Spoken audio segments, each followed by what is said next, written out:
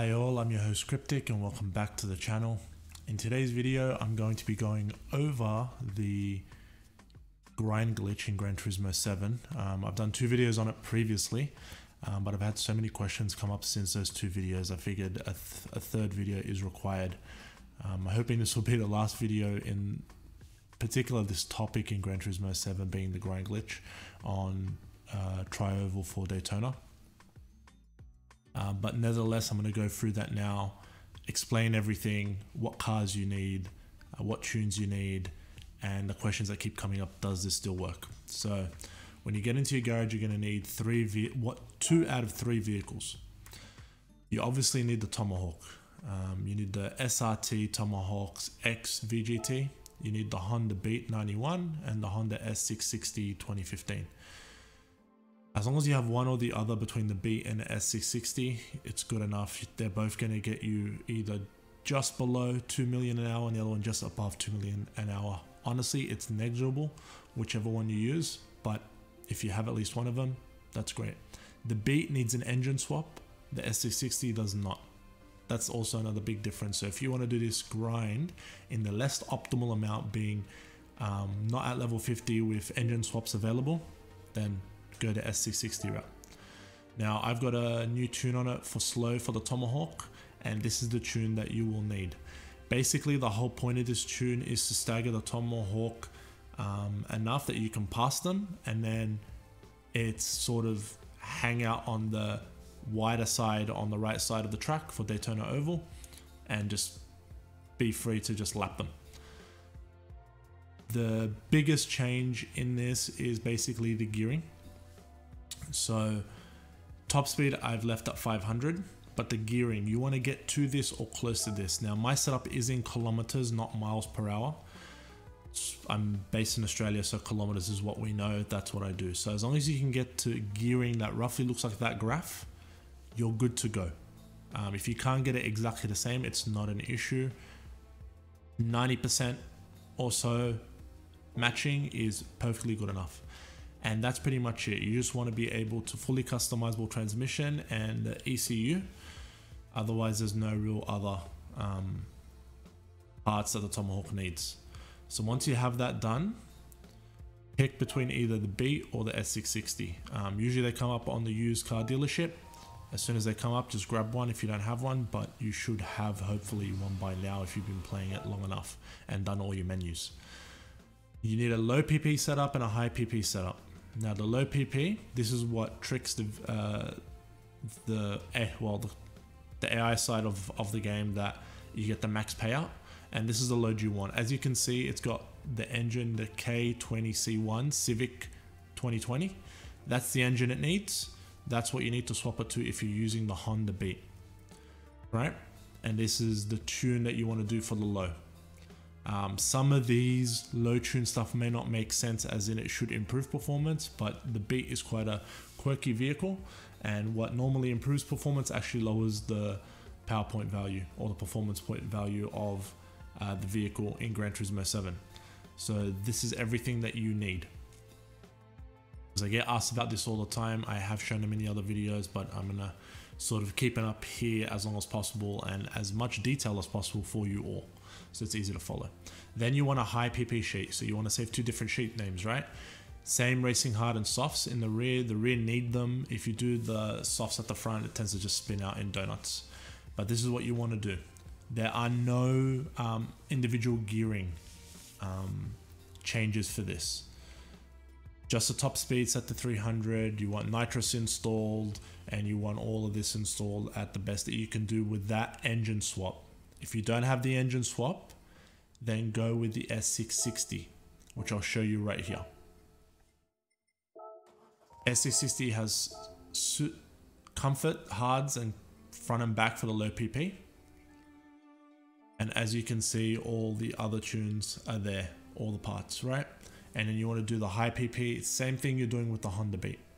The biggest difference, again, I'll stress, this vehicle does not need the engine swap. You're losing about 100, 150k an hour only. So you're doing 1.9, almost 2 mil an hour with the lap times that you can do. Okay. Now for this video, I'm just going to use the Beat because I know people want to see the most optimum way, and that's all they care about. Personally, I prefer using the S660. I find it a more stable car and less things tend to go wrong, especially if you need to dodge a tomahawk at the last second for whatever reason. Things can happen. Now with this setup, to get the maximum payout, you should be at level 50. Collector level 50. The only way to do that, do your menus, buy cars, spend your credits. Now, where you want to go to now is obviously to Daytona International Speedway, and you want to go the custom race. I have the 400 multiplier. You need gold on the circuit experience or the track experience on this. Okay, now I'm gonna load the same settings I've used in my other two videos. Okay, now I always get asked, do you need to be stuck at 10 laps for this? No, you can do 20. Once you hit 30, you'll notice that the payout, anything above, I guess, 30, the payout doesn't pay out as much as it should. So personally for me, to reduce the issue of things going wrong and not getting a clean race, I like to keep it at 10 laps. If you're the type of person who just prefers to do 20 laps all in one race, go for it. Doesn't really matter. The payout is essentially at the same value. Same interval value per laps or per lap. Anything over 30, you're going to start getting less and less per lap, to the point where it's not worth doing that many. You better just retry in the same race. These are all the settings that I've got here for this race. Now, you want to do select from garage. That lets you select the tomahawks, right? And then when you go from select from garage, it's open. You select each vehicle and they're all the tomahawks from the garage with the tune that I showed you. And then the final vehicle is the one that you've got equipped with the low PP sheet. Once you're happy with that, go into start race. It loads in and it shows you still $142,000 payout for the 10 laps. You then want to go into settings, car settings, go from the low PP sheet to the high PP sheet. Go back out and it's still $142,000 for the payout. It's still that max payout. This works whether you're on version 1.4, 1.5, 1.6, whatever version in the future. It doesn't change. The reason is the way it calculates the payout and the ability for it to let you change performance sheets or vehicle settings just before the race in the pre-race menu is fundamentally how the game works. So until Polyphony Digital decide that we're completely going to overhaul this into Gran Turismo 3.0 and everything's changing completely, this grind method is completely valid, even for the update that's happening, I believe tonight. As you would have seen, there was a server maintenance pop-up saying 15 minutes as I was recording the footage for this. It will still work regardless of the update. I get that a lot. I'll probably still get questions from people who just 3 seconds into the video and are still going to ask, will this work? Yes, 100% it will. It's not going to change unless some crazy overhaul of the entire race and money calculation mechanics change. Now with this race, you can do an AFK. The way you do it at AFK is putting a rubber band on your controller, where the rubber band lets you accelerate, has the analog stick, the right analog stick steering to the right, so it keeps the vehicle grinding on the wall, and also over, which I have, L1 triggered as for boost and nitrous, all at the same time. But you must note that your total payout per hour will go down because your vehicle, as you can see now, as it grinds on the wall, is so much slower because of, you know, dragging your vehicle against the wall. It's going to slow it down. You will still beat the tomahawks, but the payout is going to be significantly less. Personally for me, controlling the vehicle to get the best lap times, it's going to keep me awake while doing this. For me, it's not enjoyable to just let it play itself. I did try it in the past. Yes, it works. Was it for me? Not really. The race happens so quickly. It's like 6 minutes or even less if you can race cleaner than I am, which I'm sure won't be very hard for many of you. I'm not that great of a racer on Gran Turismo 7 or as a driver. So if you can do a clean race and not hit the walls, etc., you'll smash the times, right? You can totally do this AFK, but I don't think it's worth it, especially for how much slower the lap times will be for you, and therefore that'll affect your payout a lot more significantly than picking between the Honda Beat or the S660. You're going to lose a lot more than 100k worth of potential grind money. So yeah, as you can see, the Tomahawks with either vehicle, if you're doing the S660, it's a bit better. You tend to pass them once and then catch up to them one more time, so they don't get involved as much. But with the Honda Beat, you'll tend to lap them 2 to 3 times. Sometimes it can still happen. The AI for the Tomahawks will have 3 of them lined up side by side and sort of like screw you over, because the whole point is, as long as you don't get your vehicle below the yellow line or on the grass, or hit any of the other Tomahawks, you get a clean race bonus. And with the Honda Beat, that's 200. That brings it up to 213,000, which is phenomenal for 6 minutes of racing.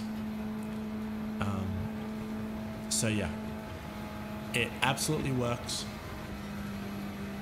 It will always work. I can't stress that enough. And if you want to get you're like a million or two behind in credits for a vehicle or set of vehicles that you need, just pump these out. You don't need to spend the microtransactions on buying credits. The limit is still there, the hard limit on how much credits you can have through just in-game is still there, but it's unlimited if you do microtransactions. Still, just spend them. I mean, there's nothing else you can really do with the credits other than buying vehicles and tuning them up with parts. So just spend the credits. I'm well over 300 vehicles now, sort of nearly there. Personally, I haven't been using the grind as much. I've been doing the weeklies, and I highly recommend do your weeklies, especially when the major bonus is 500,000 credits. Pump them out. It's an easy sort of million credits that you can get in total with all the bonuses and just doing the races and stuff. I'd probably say even more than a million once you factor in the final race that pays out pretty big. Along with this, doing as a grind, you have plenty of credits to buy so many vehicles, and probably without too much time, I guess, you'll eventually have the entire set that's available in game. But yeah, guys, that's the grind. I hope I've answered most of your questions. And of course, before I forget as well, no, you can't get banned for this. It's single player. You're not cheating to get better lap times or online in a competitive way. It's just the vehicles that you want for your single player, right? If you don't have the vehicle in your garage, you can always rent them for online use. So it doesn't really affect anything. So you're not going to get banned for using this method at all. So grind away, have fun. And again, thank you for watching the video. If it's been helpful, thumbs up, a comment, sharing the video, and subscribing if you haven't subscribed. Again, we've smashed through 1,000 subs and hoping to make it 2,000. Thank you to everyone who's subscribed, new, and those who've been there since the beginning. I appreciate every single one of you, and more gaming videos and tutorials to come in the future. So thank you for watching, everyone, and yeah, let's see the credits come through as we cross the finish line on this final lap. Anyway, thank you for watching and take care. See you in the next one. Bye.